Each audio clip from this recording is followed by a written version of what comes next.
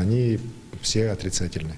Вот. Все равно у нас идет работа по наблюдению за теми лицами, которые контактировали, близко контактировали уже с заболевшими. Многие из них находятся уже непосредственно в больнице. Мы просто ведем их так, пока у них анализы тоже отрицательные. Состояние больных тоже удовлетворительное.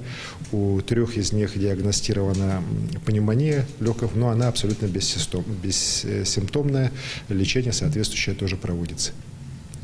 Спасибо. Вот такая краткая у нас информация. Также хочу сказать, что в целом у нас в связи с длинными выходными объявлены ряд ограничительных мер. Я убедительно прошу якутян их воздерживаться.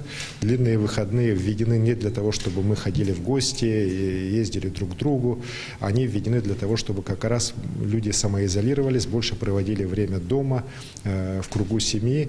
И очень вас прошу этого режима придерживаться. Мы сейчас должны показать как раз сплоченность, организованность, потому что вот как раз такая самоизоляция, она позволяет остановить распространение дальнейшей коронавирусной инфекции.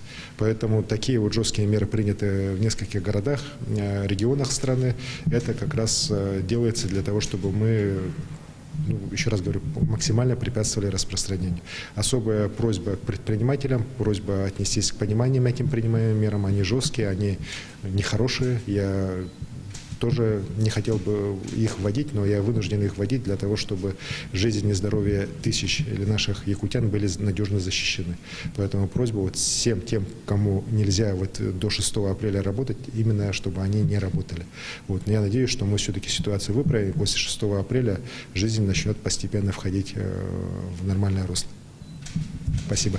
Спасибо. Глава Якутии Айсен Николаев в прямом эфире озвучил последние данные по COVID-19 в республике. А мы продолжаем нашу программу. Правительство решило дать бизнесу беспроцентные кредиты для выплаты зарплат. Кредитованием предприятий займутся ВТБ и Сбербанк при поддержке Центробанка. Заем средств будет рассчитан на полгода, однако при ухудшении ситуации в экономике может быть продлен. Как пояснил зампред правительства России Андрей Белоусов, власти не намерены запускать процедуру банкротства тех предприятий, которые через полгода не смогут выплатить налоги.